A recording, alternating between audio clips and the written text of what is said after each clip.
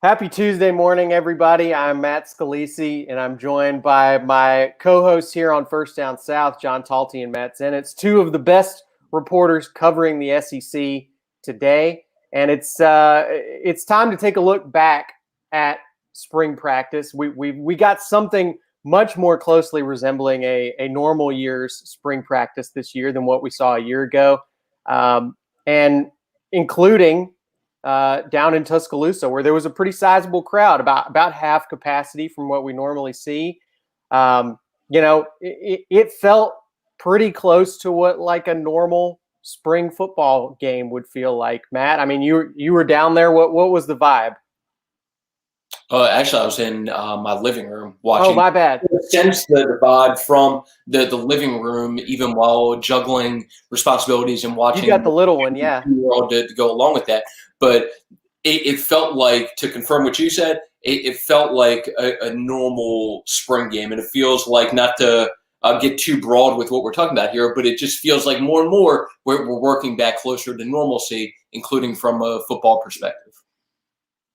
Yeah, well, definitely good to see, and I think also good to hear just normal football discussion. We're not hearing about guys missing from COVID related stuff. We're not hearing about opt-outs so far. I mean, you shrug a little there, John. I mean, I know there was a lot of guys out. There were some people that didn't participate in Alabama's spring game, and I'll leave it at that. Okay, so look, we're getting there. We're getting back to something resembling normalcy for sure. And I think this is a good place to dive into just in general what we're talking about today, which is what we learned from spring football around the SEC.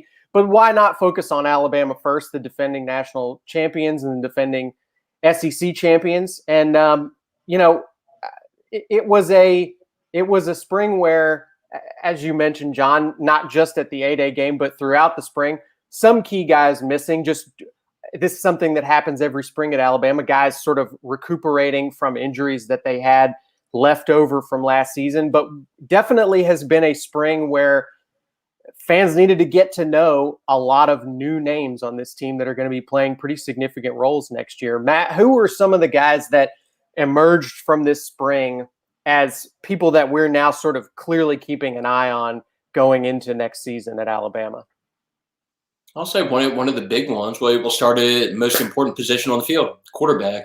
And I think one of the biggest takeaways coming out of Saturday, first of all, was the first public showing, first public appearance for Bryce Young is Alabama's QB1. And I think it's fair to say they did pretty well in that first public appearance and showed some flashes of what he had shown throughout the course of the spring. And it's just further confirmation that this is another really talented quarterback for Alabama. So in all, Alabama had 3 scrimmages this spring. In each of those 3 scrimmages, you saw flashes from Bryce Young based on information that have gotten to go along with what saw during the spring game, flashes of just what made him such a highly ranked recruit, and confirm that this is a really talented guy that should have Alabama in a good position moving forward into this season. So specifically with the spring game, was out there without, obviously, his top receiver in John Mechie, who missed the entire spring. There's an offensive line that they're working with. It's a work in progress at this point, with 3 starters from last year now moving on. Emil Ekiyor, a returning starter, was out as well. But even with those things working against Bryce in the offense, he was still able to go out there and throw for 330 yards. You saw some plays like the one 2 minutes into the scrimmage where it gives a little juke move to Byron Young to create more time for himself in the pocket before scanning back to the other side of the field and finding Roydell Williams down the sideline for a 50-yard gain, just showing his creativity there. And then in the final couple minutes of the game, to go along with the numbers that he put up, you saw him lead a game-winning field goal drive, where on that drive threw for 58 yards and got Alabama in position for the first-team offense in position for a game-winning field goal. So all in all, the spring game, the spring as a whole, it was solid, a positive for Bryce Young as he moves forward now as Alabama's first-team quarterback. Yeah, and I think another part of that, Matt, in general, skill position guys, we know that Alabama has recruited extremely well at those spots. We didn't necessarily know who the next group of names were going to be to break through, and we did start to see at least one guy really seem to take advantage of A-Day. Yeah. Well, Ajay Hall is obviously who you're talking about. Flashed some during the course of that game, had 4 catches, including a couple ones that Matt Scalisi would not be capable of making.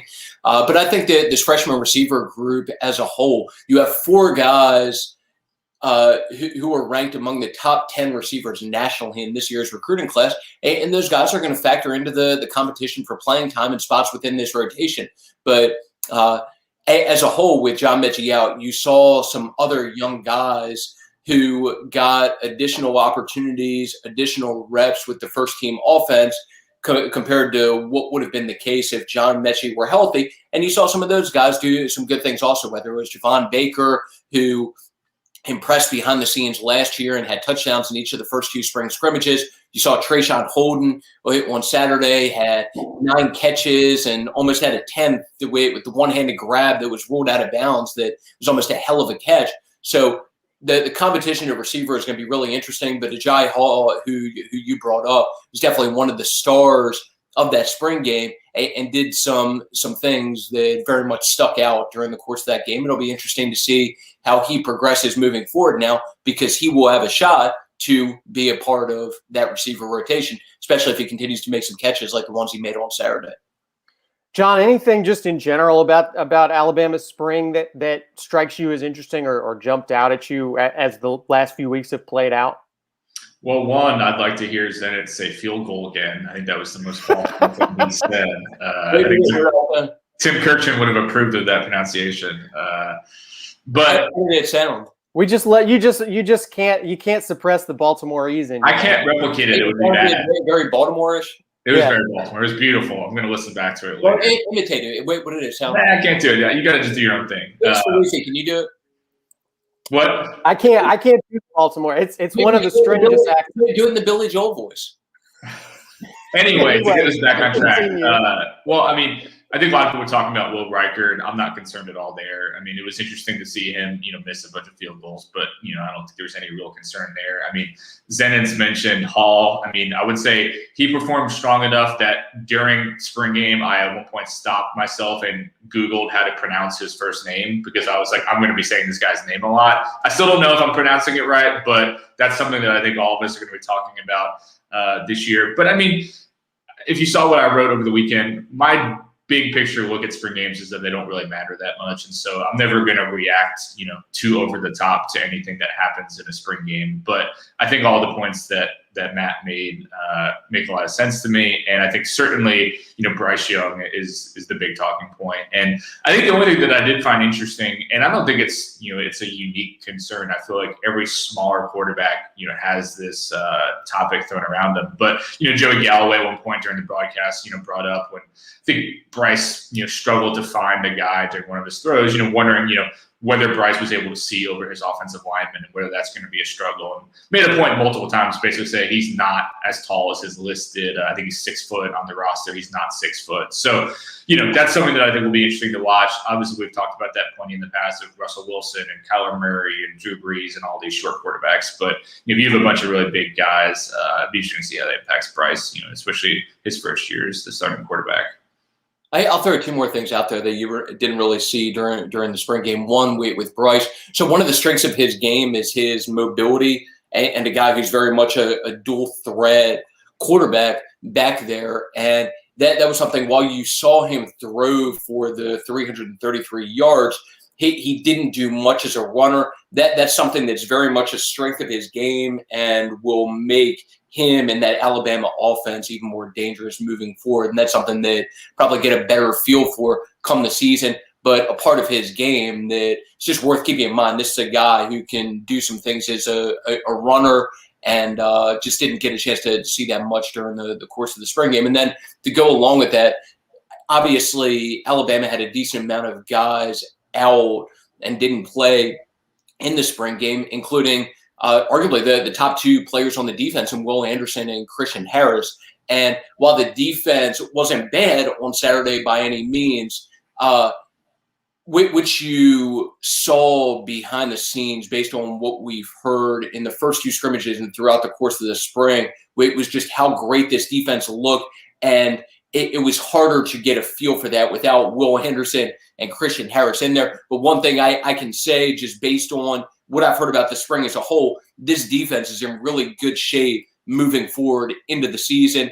And those two guys that I was talking about that didn't play, and Will Anderson and Christian Harris, seemed like they're primed for really big years, and were a couple of the defensive players that really led the way and stood out throughout the course of the spring to go along with players like Chris Allen to go along with that.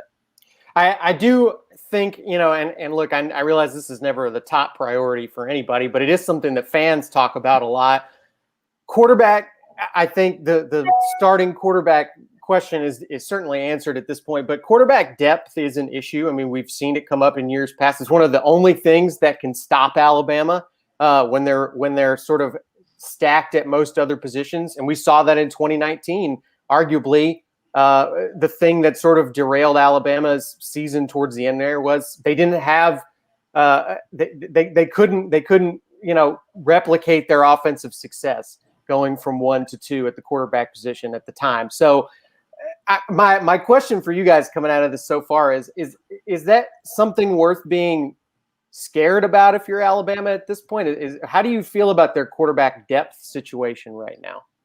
It's a big question mark. I mean, to me, I think, the two things with that. One, as of right now, Paul Tyson is the number 2. And, if something, happens to Bryce in which he's not able to play and you have to start Paul Tyson, no offense to Paul Tyson, but that's a pretty big downgrade. I think that's something that we've thought for a while. I think if you watch the spring game, Paul Tyson has all the physical attributes that you would want in a quarterback. It's kind of looks more like Mac Jones too, but I didn't really see the performance there. And I don't think, we've ever really seen it. The interesting thing, and he didn't end up playing with, Jalen Milroe, I think is the guy who, if he's able to beat out Paul Tyson to be your backup, I think you probably feel better about it. I certainly think it was interesting that throughout the broadcast, Kirk Herbstreit was definitely hyping up Jalen Milroe. And Herbstreit's obviously very plugged into the Alabama, program to begin with. And so, I think that's if you want to take away something from that, I think, that means they feel good about Milroe. And we've certainly heard those things too. Came in with a good amount of hype as well. Not Bryce Young hype, but certainly well regarded. So, that's kind of what, I think if you're an Alabama fan, you're almost hoping Jalen Milroe beats out Paul Tyson because you probably feel a little bit better about it.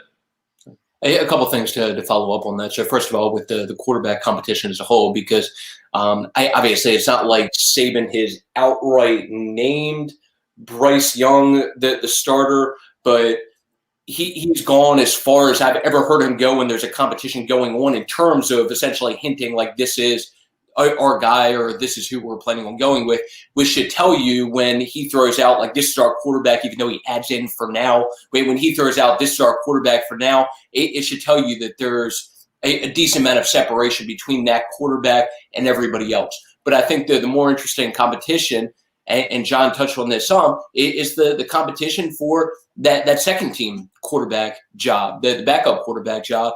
And the thing that I'll add on about Jalen Milroe, so as should be expected with a freshman quarterback who's only been on campus for a couple of months, the first scrimmage, you saw someone who experienced some growing pains and got sacked. I don't know, it sounded like maybe double-digit times during the course of that scrimmage and struggled a little bit. But what you saw from scrimmage 1 to scrimmage 2 was a lot of growth. And he did some things during the course of that second scrimmage that sounds like very much stuck out, both as a runner, as a passer, had a long touchdown pass, like a 50-ish yard touchdown pass or whatever it was, to walk-on receiver, Josh Lanier. And you could see not only growth, but just some of the ability that made him, let's not forget, a top 100, top 80 overall recruit nationally and one of the top-ranked quarterbacks in this year's freshman class. Interesting stuff. Definitely will be an ongoing question, I think, for Alabama just going into the fall, regardless of how excited everybody gets about Bryce Young. Let's move over to the other side of the state and talk about Auburn's spring game. I would say, in general, this spring, not a ton of explosive news or headlines out of Auburn this spring. They're keeping things fairly quiet over there. I think in general, everybody kind of knows basically what this team is going to look like in the fall, and the hope seems to be more, will this coaching staff be able to take advantage of the talent that they have in a way that is more effective than what Malzahn and his staff was able to do. We know what the quarterback situation looks like. We know Tank Bigsby is going to be a really strong running back. We know that this is a defense that has a lot of strong talent returning. But I guess, John, what else have we learned from Auburn this spring that we didn't already know, I guess, going in? Yeah, I don't know if there's been a ton of major takeaways. I mean, I think if you look, big picture look at the entire spring, I think some of the things that stand out to me. One, it's just the changes in offense. I think you saw it in the spring game. Bo Nix lining up under center. We never saw him do that under Malzahn. So there's and Mike Bobo, the new offensive coordinator, has talked about they're going to do that some. It's going to be a different approach offensively than what we saw under Gus. So I mean, that in itself was unique. I think something that I know Zenitz has hit on multiple times when we've talked about this. The receiver position. They're losing a lot of guys. We're doing a Road to the Pro series on Anthony Schwartz, Seth Williams, and then obviously Eli Stove. They're three top receivers last year, and they're all gone. And so that was something that I was certainly paying close attention to during the spring game. Elijah Canyon had the best performance out of any of the receivers. Had a touchdown. I think he had 6 catches or so. But they're going to need more than that. And it's going to be guys like Malcolm Johnson and maybe Kalen Newton. I mean, there's all kinds of different names there potentially. It looked like they wanted to utilize the tight end a little bit more. Jake Fromm's little brother Luke had I think a catch or two during the spring game, and I think that maybe delighted some fans who have for years wondered whether Gus was ever going to actually use their tight ends that they signed. So I think the big things were offensively. Defense looked strong. I think we knew that was going to be the case. We've talked about in the show in the past how great of a hire Derek Mason was. I think he's going to do a really good job. There's plenty of talent back there. So, I think for both Alabama and Auburn, the questions have been more about offense this spring. And I think those questions, remain. I think we still are wondering who are going to be the receivers who step up. We're still wondering, how are they going to elevate Bo Nix's play? And, I think the other one is just how did they utilize Tank Bigsby? Because he certainly has shown an ability to be the focal point of that offense, to handle more carries than he got last year. And so just finding a way to balance that with the passing game will be important. A couple of things also. For me, coming out of the spring game, we got confirmation on a couple things. First of all, Tank Bigsby is still really good. First touchdown of the game, a 45-yard Tank Bigsby touchdown run. And then something else we got confirmation of, and I know John touched on it some, got confirmation that this offense is going to look a little bit different. So I have to essentially repeat what the aforementioned Anthony Schwartz threw out during the course of that game. He had a tweet early on about the first play. So what was the first play of that game? It was prefaced by a huddle, and then that huddle was followed by Bo Nix going under center and throwing to a tight end. So Anthony Schwartz laid out those 3 things with the message beneath it, something along the lines of this offense is going to be different, or this is a different offense. So that was something for me also, not only coming out of that individual play, but out of the game as a whole, that we're going to be seeing some differences offensively from a philosophy standpoint compared to what we saw under Gus. Yeah, I mean, it's hard. I'll say this: it's been tough for me to get a read on what the philosophy differences are so far. And obviously, I'm not on the inside of the program, so I don't see what's changed internally. We know we do hear that from some of the players. I know X's and O's wise, the offense is going to look different. They always do. But I think it will be tough to really get a feel for how much this program will change under Harsin until we get a few games in. My old coworker Travis Ryer from Bama Online used to tell me the first game of your tenure as a head coach at an SEC school is the first loss, and that's where you really learn how the fan base feels about you and how your team feels about you. And I think we'll learn a lot. I mean, look, unless Harsin shocks us all and goes undefeated this fall, Auburn will have a loss at some point, and we'll learn a lot about how Harsin reacts to it, how the team responds after that loss. I think that will be a very instructive moment to us. But, it's tough for me to look at the schedule. I don't know that we're going to get an early test that really tells us a whole lot about what this program is going to be made of.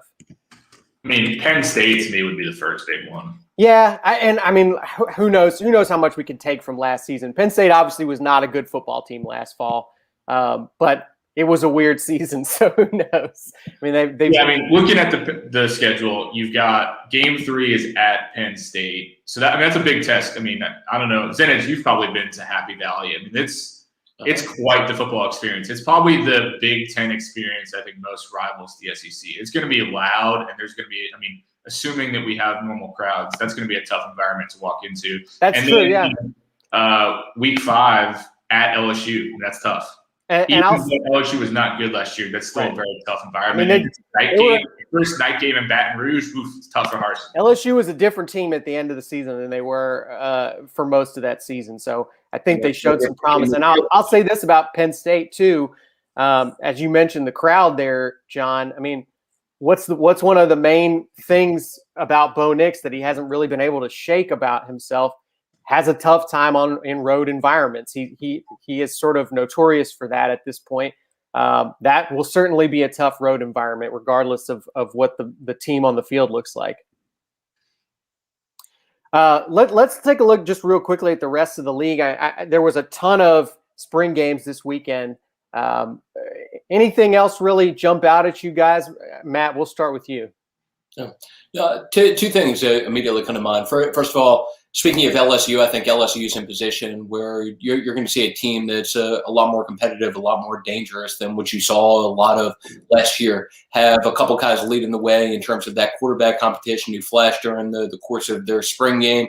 Miles Brennan, who opened the year as the starter last year before suffering an injury, saw him do pretty well. He was something like 11 for 15, had at least one touchdown pass.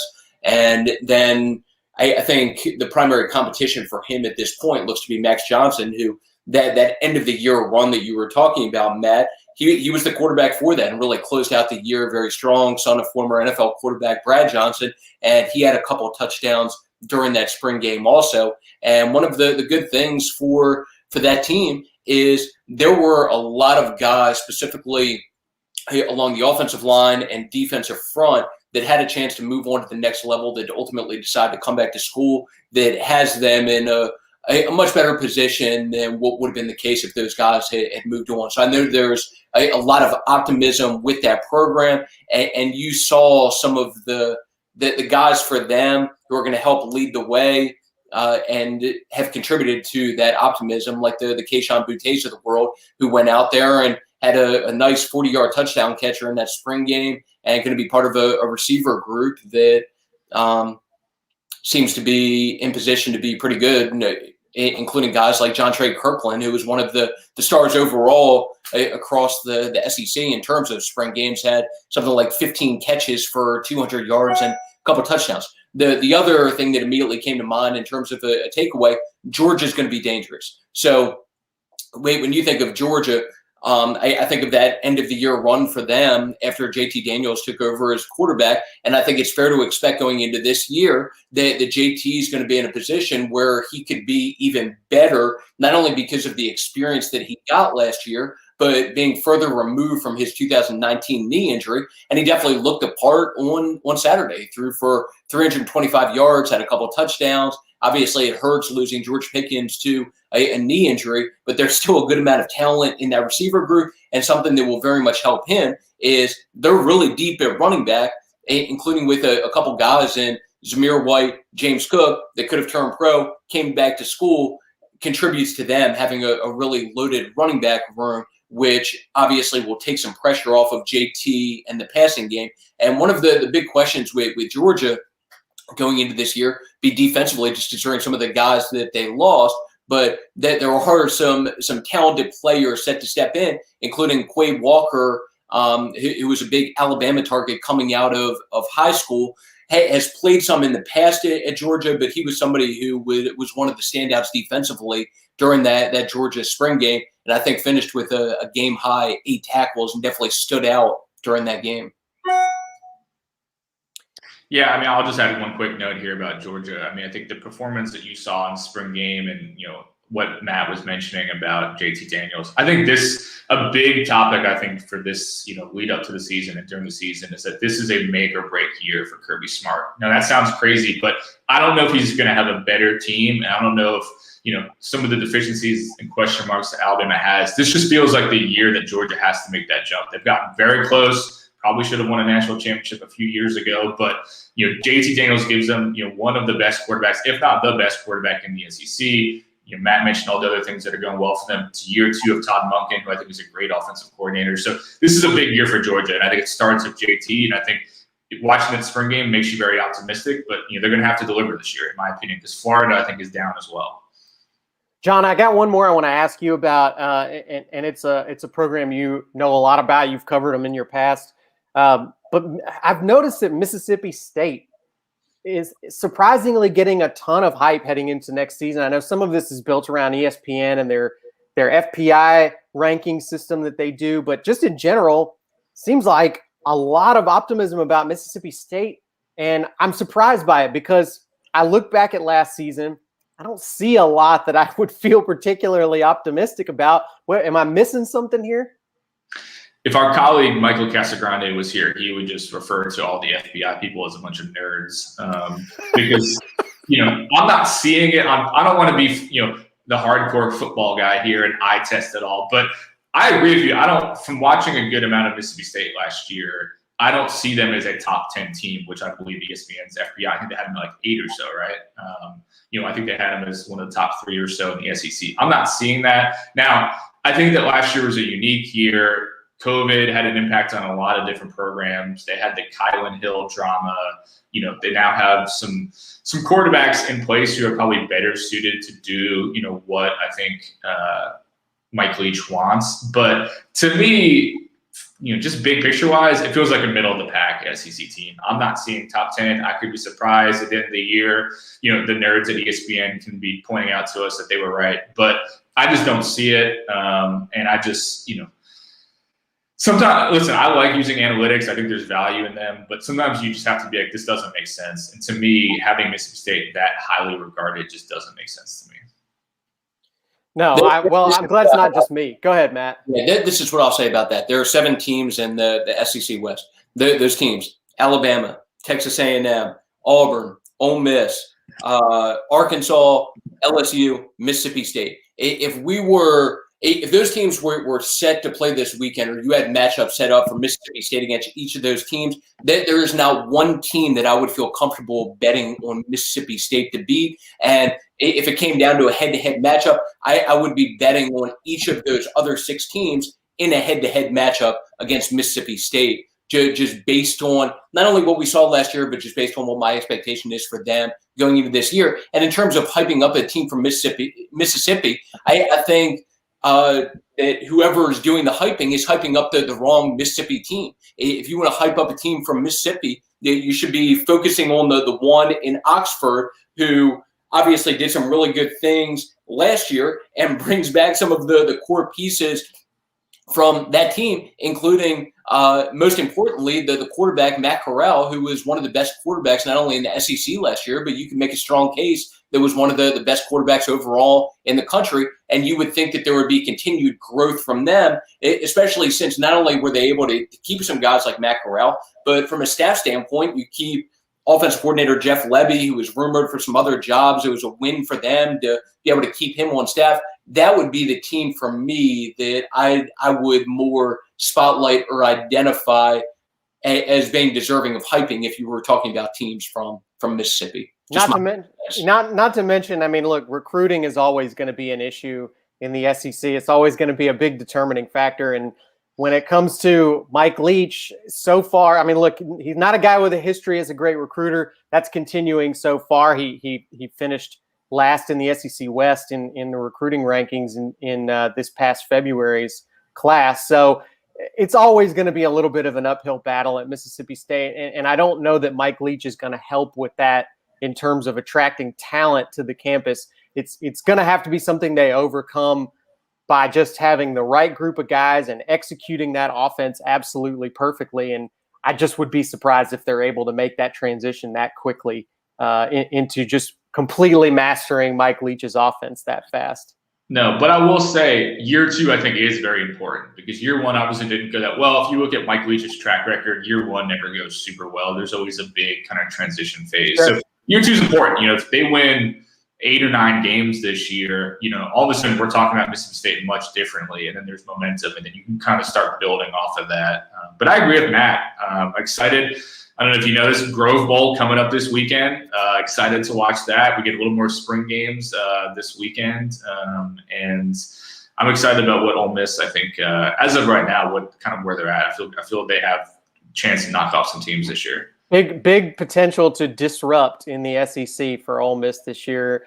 I mean, it's an interesting year, and I'm sure we'll talk about this all offseason, but it's a year where, yes, Alabama's still there, Georgia's still there, they're doing what they're doing, but there's been a lot of turnover. There's been a lot of transition happening around the league, and that's an opportunity for some programs that are maybe usually at the bottom of the pecking order to possibly upset that and disrupt that a little bit. So chaos always leads to some fun surprises in this league. So we'll definitely keep an eye on that all off season. But guys, been an interesting spring so far. We'll start digging into the real depths of the off season next week and looking ahead to the season, maybe looking back over recent years in the SEC and talking about some of the bigger issues that are going on around this league. So thanks for NFL draft next week. That's right, NFL draft too. Well, so we've at least got one major sporting event to get us through another week of the off season. So there's always something. So yeah, we'll be back next week to preview that. And well, John gave you a perfect peg to throw out endorsement for your guy Wes and the work he's doing. You almost blew John's assist just now. Man, you guys are killing me on this. But yes, everybody, if you haven't watched Road to the Pros yet, please go and do so. You can find it on this channel wherever you're watching this, on YouTube or Facebook. We have the first 2 episodes out of the series on Najee Harris, which is just absolutely outstanding work from our friend Wes Seiner. One of the best interviews with a college athlete that I think you will ever see. Go and check it out, and we'll be getting another episode of our series on Anthony Schwartz as well, coming tomorrow on our Auburn channel. So definitely go check out Road to the Pros and join us again next week here on First Down South.